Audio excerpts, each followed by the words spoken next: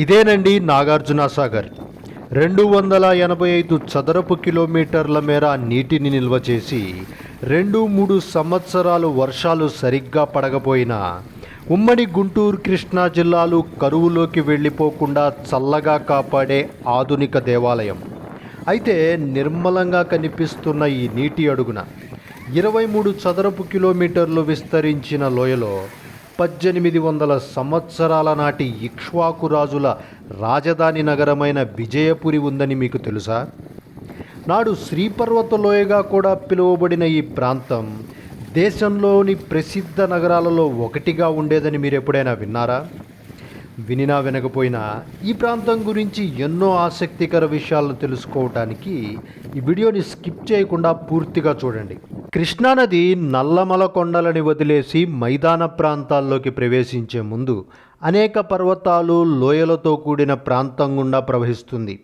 ఈ ప్రాంతంలో 3 వైపులా కొండలు, ఒకవైపు కృష్ణానదితో ఉన్న అందమైన లోయ ఉంది. 1926 నాటికి మాచర్లకి 13 కిలోమీటర్ల దూరంలో ఉన్న ఈ లోయలోని కొండల వాలుల మీద లంబాడీలు, చెంచులు నివాసాలు ఏర్పాటు చేసుకుని ఉంటూ ప్రాధాన్యత లేని ప్రాంతంగా ఈ లోయ ఉండేది. మాచర్లలో స్కూల్ టీచర్గా పనిచేస్తున్న వెంకట్రామయ్య ఈ లోయలో తిరుగుతున్నప్పుడు అందమైన శిల్పం చెక్కబడిన స్తంభం ఒకటి కనిపించింది. ఈ విషయాన్ని ఆర్కియాలజీ వాళ్ళకి చెబితే లాంగ్హుస్ట్ అనే ఏఎస్ఐ ఉద్యోగి 10 నెలలు ఈ ప్రాంతంలో ప్రాథమికంగా పరిశీలించి పెద్ద నగర ఆనవాళ్లు ఉన్నాయని నిర్ధారించాడు. ఇతనే ఆ తరువాతి 4 సంవత్సరాలు ఈ ప్రాంతంలో తవ్వకాలు జరిపి విజయపురి నగరాన్ని ప్రపంచానికి పరిచయం చేశాడు. ఈ తవ్వకాలకి మాచర్ల నుండి నాగులవరం దాకా ఎడ్లబండి మీద చేరుకుని ఆ తరువాత 7 కిలోమీటర్లు కాలినడకన ఈ లోయలోకి చేరుకునేవాళ్ళంటేనే ఆనాడు ఈ ప్రాంత మౌలిక వసతుల పరిస్థితిని అర్థం చేసుకోవచ్చు. బౌద్ధ రచనల్లో కృష్ణానది ఒడ్డున శ్రీపర్వతం మరియు దానిని పరిపాలించిన శ్రీపార్వతీయుల ప్రస్తావన ఉంది. కానీ అప్పటిదాకా ఈ శ్రీపర్వతం ఎక్కడుందో, దానిని పరిపాలించిన రాజులెవరో తెలియదు. కానీ ఈ లోయలో దొరికిన శాసనాల ద్వారా హిందువులు శ్రీశైల పర్వతాలుగా పిలిచే పర్వతాలనే బౌద్ధులు శ్రీపర్వతాలు అని పిలిచారని తెలుస్తుంది. ఈ పర్వతాల అంచున ఉన్న ఈ లోయలో రాజధానిని ఏర్పాటు చేసుకుని ఆంధ్ర భూభాగాలను పరిపాలించిన రాజులే శ్రీపార్వతీయులని తెలుసుకోగలిగాం. అలాగే ఈ రాజులు ఇక్ష్వాకు వంశస్థులవటంతో వీరిని ఇక్ష్వాకులని కూడా పిలిచారు. వాణిజ్య ఆధారిత శాతవాహన రాజ్యం పతనమైన తరువాత వారి దగ్గర సేనాధిపతులుగా పనిచేసిన వారే వ్యవసాయ ఆధారిత ఇక్ష్వాకు రాజ్యాన్ని ఈ లోయలో స్థాపించుకున్నారు. ఇక్కడ దొరికిన శాసనాల ప్రకారం ఇక్ష్వాకు రాజు శాంతమూలుడు ఏరువాక సమయంలో తన రాజ్యవ్యాప్తంగా నాగళ్ళు దానం చేయడాన్ని బట్టి ఇక్ష్వాకు రాజ్య వ్యవసాయ ఆదరణ అర్థమవుతుంది. దీన్నే బలపరుస్తూ ఈ లోయలో అనేక నాగళ్ళు బయటపడ్డాయి. 1800 సంవత్సరాల క్రితం ఈ లోయలో ప్రణాళికాబద్ధంగా నిర్మించిన ఈ విజయపురి నగరం మనల్ని ఆశ్చర్యానికి గురిచేస్తుంది. 25 చదరపు కిలోమీటర్ల ఈ విజయపురి మధ్యలో ఉన్న పెదకుందేళ్లగుట్ట, చిన్నకుందేళ్లగుట్ట అనే 2 కొండలని కలుపుతూ దుర్భేద్యమైన కోటను నిర్మించారు. ఈ కోట చుట్టూ ముసళ్లతో నిండిన అగర్తని కనుగొన్నారు. ఈ కోటలో నివాస భవనాలు, సైనిక ఆవాసాలు, నీటి తొట్టెలు, ధాన్యాగారాలు, స్నానపు గదులు, బావులు, ఇంకుడు గుంటలు కనుగొనబడ్డాయి. అలాగే అశ్వమేధశాల, దానికి అనుబంధంగా 2 కళాత్మకమైన నీటి ట్యాంకులని గుర్తించారు. దీర్ఘకాలిక అవసరాల కోసం మరొక భారీ నీటి ట్యాంకును నిర్మించి దాని మీద చెక్కతో నిర్మించిన భవనాన్ని చూసినప్పుడు ఆనాటి ఇక్ష్వాకుల వైభవం అర్థమవుతుంది. ఈ నిర్మాణాలన్నింటినీ మొదట ఇటుకలపై నిర్మించి వాటి మీద మాచర్ల ప్రాంతంలో దొరికే తెల్లటి పలకరాయిపై వివిధ ఆకృతులను చెక్కి ఈ ఇటుక నిర్మాణాలకి అంటించి అందంగా నిర్మించేవాళ్ళు. ఈ కోటకి బయట చాలా ఎక్కువ సంఖ్యలో సామాన్య ప్రజల నివాసాలను గుర్తించారు. ఈ నిర్మాణాలన్నీ చిన్న చిన్న రాళ్లని ఒకదానిపై ఒకటి పేర్చి మట్టితో అతికించినవే. ఈనాటికి పలనాడు ప్రాంతంలో ప్రహరీ గోడలని ఇలాగే నిర్మిస్తూ ఉండటాన్ని మనం అక్కడక్కడ చూడొచ్చు. సామాన్య ప్రజల నివాసాలతో పాటు ఒక పెద్ద మండపం చుట్టూ అనేక గదులతో నిర్మించిన ఆనాటి ధనవంతులైన వర్తకుల ఇళ్లని గుర్తించారు. ఒక రాతి భవన అవశేషాలపై తాగుతున్న, నాట్యం చేస్తున్న బొమ్మలు ఉండటంతో ఆ భవనాన్ని కమ్యూనిటీ క్లబ్గా కనుగొన్నారు. ఈ నిర్మాణాల దగ్గరే ఒక వ్యాపారి అయిన కంసాలి ఇల్లు బయటపడింది. ఈ ఇంటిలో అమ్మకానికి పెట్టిన అనేక బంగారు ఆభరణాలు, చెవి కమ్మలు, ఉంగరాలతో కూడిన పెద్ద భాండాగారాన్నే కనుగొన్నారు. కానీ ఆనాటి ఈ ఆభరణాల వ్యాపారికి గుండు ఉందో లేదో తెలియలేదు. ఈ బంగారు ఆభరణాల్లో కొన్నింటిలో రోమన్ నాణేలను అమర్చి తయారు చేసినవి ఉన్నాయి. అలాగే ఇటుకలతో కట్టిన మిద్దెలను కూడా చాలా కొద్ది సంఖ్యలో కనుగొన్నారు. ఈ పౌర నివాసాల మధ్యలో 1000 మంది కూర్చొని వీక్షించగల బహిరంగ ప్రదర్శనశాలని కనుగొన్నారు. ఈ ప్రదర్శనశాలలో సంగీత కచేరీలు, నాటకాలు, మల్లయుద్ధ పోటీలను జరిపినట్లు తెలుస్తుంది.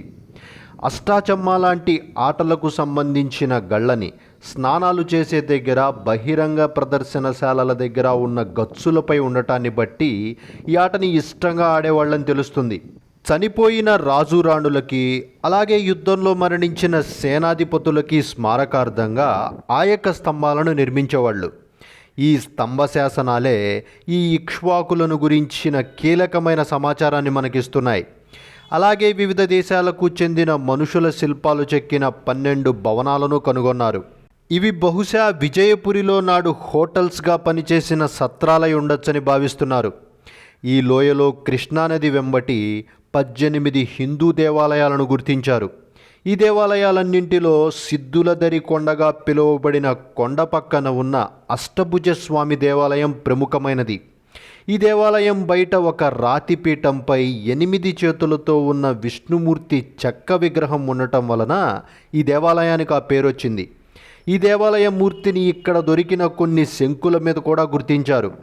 ఈ ఆలయంతో పాటు మహాసేనాలయం, పుష్పభద్రాలయం, కార్తీకాలయం, కుబేర నవగ్రహ దేవాలయం మరియు సర్వదేవ దేవాలయాలను కృష్ణానది ఒడ్డునే ఉండటాన్ని గుర్తించారు. ఈ సర్వదేవ ఆలయంలో పూజలకు ఉపయోగించిన బంగారు, వెండి పాత్రలు అనేకం బయటపడ్డాయి. ఈ ఇక్ష్వాకు రాజులు అగ్నిహోత్ర, అగ్నిష్టోయ, అశ్వమేధ, వాజపేయ యాగాలు చేస్తూ హిందూ మతాన్ని విపరీతంగా ఆరాధించేవాళ్ళు. ఇలా లోయలోని కృష్ణానది ఒడ్డున అనేక దేవాలయాలు, అగ్రహారాలతో సనాతన ధర్మం విలసిల్లింది.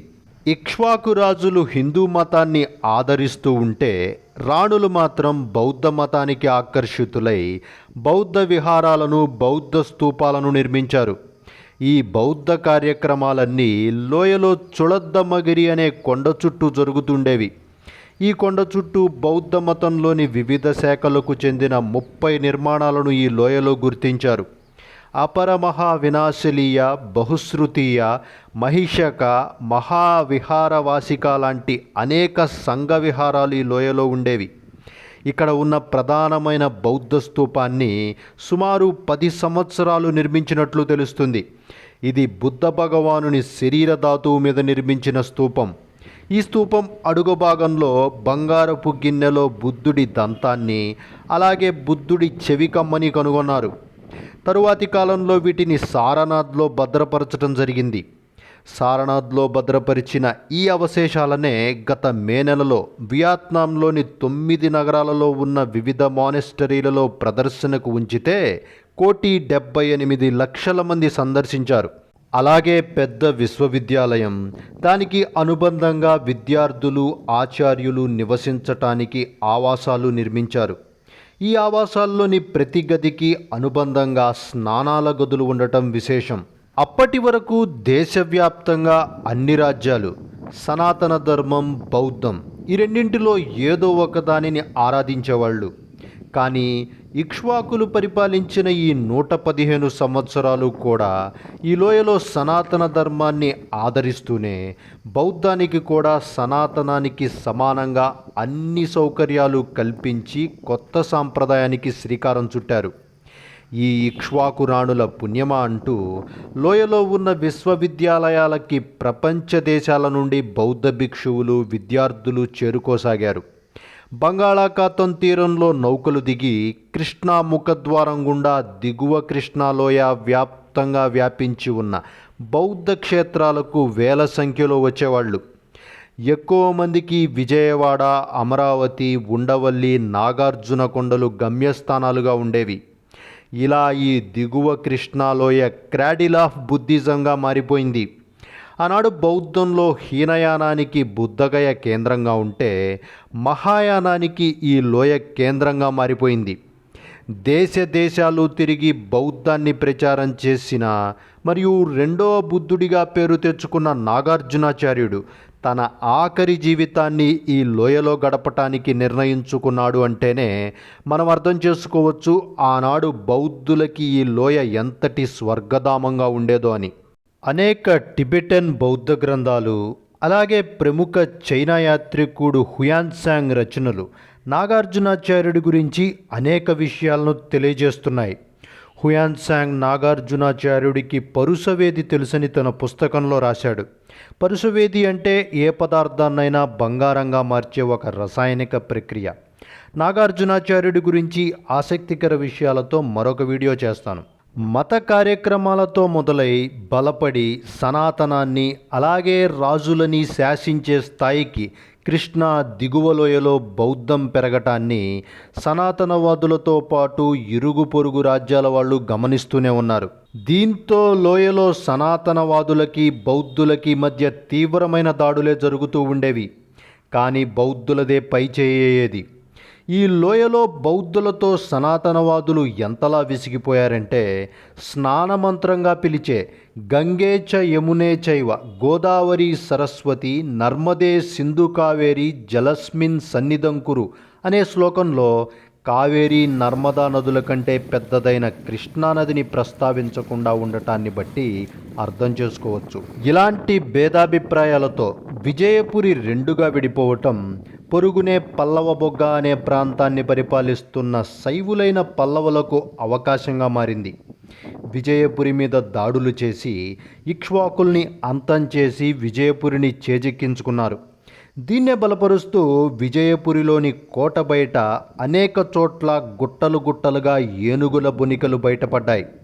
ఈ పల్లవులు పరిపాలించిన పల్లవబొగ్గని నేటికి పలనాడుగానే పిలుస్తుండటం విశేషం. ఈ పల్లవుల గురించిన అనేక ఆసక్తికర విషయాల కోసం మహాబలిపురం, కాంచీపురం అనే 2 వీడియోలని తప్పకుండా చూడండి. ఈ పల్లవులు విజయపురికి ఎదురుగా ఉన్న లోయలో శైవ నిర్మాణాలు చేపట్టి లోయలో ఉన్న కొండపై శివాలయాన్ని నిర్మించి మెట్లను ఏర్పాటు చేశారు. ఈ శివాలయాన్నే ప్రస్తుతం ఏలేశ్వరంగా పిలుస్తున్నాం. నిదానంగా విజయపురి కాలగమనంలో కనుమరుగైపోయింది. ఆ తరువాత వచ్చిన చాళుక్యులు, కాకతీయులు తమ రాజధానిని కృష్ణాలోయకి దూరంగా పెట్టుకోవటంతో ఇక్ష్వాకులు చేసిన రాజకీయ సామాజిక ప్రయోగం పూర్తిగా విఫలమైంది. ఇక్ష్వాకులు అనగానే వీరు ఉత్తర భారతదేశం నుండి వచ్చిన రాజవంశం అనుకుంటున్నారేమో. కానే కాదు, ఈ రాజులు అచ్చ తెలుగు రాజులు. అడవిసిరి, శాంతమూల, యహువా లాంటి తెలుగు పేర్లేగాక కేవలం దక్షిణ భారతీయుల్లో మాత్రమే కనిపించే అసంగతాచారం పాటించటం వల్ల చరిత్రకారులు ఈ రాజుల్ని అచ్చ తెలుగు రాజులుగా గుర్తిస్తున్నారు. అసంగతాచారం అంటే మేనరికాలను చేసుకునే సాంప్రదాయం. కాకతీయుల పతనం తరువాత కొండవీటి సీమ అనే రాజ్యాన్ని ఏర్పాటు చేసుకున్న రెడ్డి రాజులు కొండవీటి దుర్గానికి రక్షణ దుర్గంగా ఈ లోయలోని ఎత్తైన కొండ మీద కోటను నిర్మించారు. ఈ కోటనే నేడు నాగార్జున కొండగా పిలుస్తున్నాం. ఈ కోటని నిర్మించటానికి లోయలో మట్టి పొరల్లో కూరుకుపోయిన విజయపురి శిథిలాలలోని రాళ్లను వాడారు. 3.5 కిలోమీటర్ల వ్యాసంతో ఈ కోట చాలా దుర్భేద్యంగా కట్టబడింది. ఆ తర్వాత ఈ కోట ఒరిస్సా గజపతుల వశమైంది. 1515లో కళింగ దండయాత్రలో భాగంగా శ్రీకృష్ణదేవరాయలు ఈ కోటని ముట్టడించాడు. రాయల సైన్యాలు ఈ కోటని చేజిక్కించుకోవటానికి చాలానే కష్టపడ్డారని తెలుస్తుంది. ఈ కోటకి సమీపంలోని కొండ మీద అనేక పిరంగులని నిలిపి ఈ కోటపై భీకరమైన దాడులు చేశారని కూడా తెలుస్తుంది. నాడు రాయలు పిరంగులను మోహరించిన ఆ కొండని నేటికి పిరంగిమోటుగానే పిలుస్తున్నాం. రాయలు వీరభద్రయ్య, అయ్యలయ్య అనే సేనానులని ఈ కోటకి ప్రతినిధులుగా నియమించాడు. ఆ తర్వాత 1565లో తల్లికోట యుద్ధానికి ముందు రామరాయలు ఈ కోటకి మరమ్మతులు చేయించి సిద్ధం చేయించాడు. ఈ కోటలో మొత్తం 3 దేవాలయాలను చూడొచ్చు. ఇందులో ప్రస్తుత మ్యూజియంకి పక్కన ఉన్న నాగేశ్వరలింగ దేవాలయం ఒకటి. దీన్ని గజపతులు నిర్మించారు. అలాగే స్నానాల ఘాట్ దగ్గర ఉన్న విష్ణు దేవాలయం మరియు మహాస్తూపం దగ్గర ఉన్న మరొక దేవాలయం ఉన్నాయి. మహాస్తూపం పక్కన ఉన్న దేవాలయం నిజానికి విష్ణు దేవాలయంగా మార్చబడిన జైన దేవాలయం. ఈ ఆలయం లోపల గరుక్మంతుణ్ణి, అలాగే బయట వైపు జైన తీర్థంకరుడి నల్ల విగ్రహాన్ని చూడొచ్చు. బహుశా రెడ్డి రాజులు కొద్ది కాలం జైనుల ఆవాసంగా మారిన ఈ కొండపై ఉన్న జైనుల్ని ఖాళీ చేయించి ఈ కోట కట్టి ఉండొచ్చని భావిస్తున్నారు. కుతుబ్ షాహీల కాలంలో ఈ కోట కడప జిల్లాలోని పుష్పగిరి మఠానికి అగ్రహారంగా ఇచ్చారు. ఇలా నాగార్జునకొండ తన రాజకీయ ప్రాధాన్యాన్ని కోల్పోయింది. అయితే 1955లో ఈ నాగార్జునకొండ దగ్గర ఆనకట్ట కట్టడానికి నిర్ణయించడంతో ఈ విజయపురి నగర ఆనవాళ్లకి ముప్పు వాటిల్లింది. అదే సంవత్సరం డిసెంబర్ 10న నాగార్జున సాగర్కి శంకుస్థాపన చేయడానికి వచ్చిన నెహ్రూ ఈ విజయపురి నగర ఆనవాళ్లను ఆశాంతం పరిశీలించి తన చెమర్చిన కళ్ళతో సాధ్యమైనంత వరకు ఈ ఆనవాళ్లని ఇతర ప్రాంతాల్లో యథాతథంగా మార్చాలని ఆదేశించాడు. ఆర్కియాలజిస్టులు ఎంతో శ్రమపడి 4 సంవత్సరాల తక్కువ కాల వ్యవధిలో ఈ లోయలోని ముఖ్యమైన నిర్మాణాలన్నింటినీ తరలించారు. లోయలో తవ్వకాలు జరిపి కనుగొనాల్సిన ప్రాంతాలతో పాటు కనుగొన్న ఎన్నో నిర్మాణాలను అలాగే వదిలేశారు. ఈ లోయలోని అతిపెద్ద కొండ నాగార్జున సాగర్ ముంపులో మునిగిపోయి నేడు ఒక ద్వీపంలా కనిపిస్తుంది. లోయలోని అవశేషాలని ఈ ద్వీపంపైకి చేర్చి మ్యూజియం నిర్మించారు. దీన్నే ప్రస్తుతం నాగార్జునకొండ అని పిలుస్తున్నాం. ఈ అచ్చతెలుగు ఇక్ష్వాకు రాజులు పరిపాలించింది కేవలం 115 సంవత్సరాలే అయినా 25 చదరపు కిలోమీటర్లలో వీరు నిర్మించిన విజయపురి నగరం తెలుగు జాతికి గర్వకారణం. బహుశా భారతదేశంలో ఏ పురాతన రాజవంశ రాజధాని ఇలా పూర్తిగా కనుగొనబడలేదేమో. దురదృష్టవశాత్తు మన ఈ పురాతన నగరం నాగార్జున సాగర్ ముంపు ప్రాంతంలో ఉండిపోయింది. ఈ నగరం గనక యథాతథంగా ఉండి ఉంటే ఆంధ్ర హంపీగా పిలిచేవాళ్ళమేమో, లేకపోతే హంపీ నగరాన్నే కర్ణాటక విజయపురిగా పిలిచేవాళ్ళమేమో. నేను వీక్ డేస్లో నాగార్జునకొండ వెళ్ళటం వల్ల నేను బోటింగ్ చేసి నాగార్జునకొండలోకి లోని మ్యూజియము ఆ ప్రాంతాలన్నీ చూపించలేకపోయాను. ఎందుకంటే వీక్ డేస్లో మినిమం 40 మెంబర్స్ ఉంటే కానీ బోటింగ్ అనేది ఉండదంట. వీకెండ్స్లో అయితే ఇటు తిరిగి జనాలు బాగా వస్తారు కాబట్టి ఈజీగా 3 టైమ్స్ రోజు మనం బోటు ద్వారా నాగార్జునకొండ చేరుకోవచ్చు. అందుకనే నాగార్జునకొండ, దాని చుట్టూ ఉన్న బాతింగ్, తర్వాత అశ్వమేధశాల, ఇంకా టెంపుల్స్ ఇవన్నీ డైరెక్ట్గా షూట్ చేయలేకపోయాను. ఈ వీడియో మీకు నచ్చిందనే అనుకుంటున్నాను. మీకు కనుక నచ్చితే తప్పకుండా సబ్స్క్రైబ్ చేయండి, షేర్ చేయండి, అలాగే కమెంట్ కూడా చేయండి. Thank you.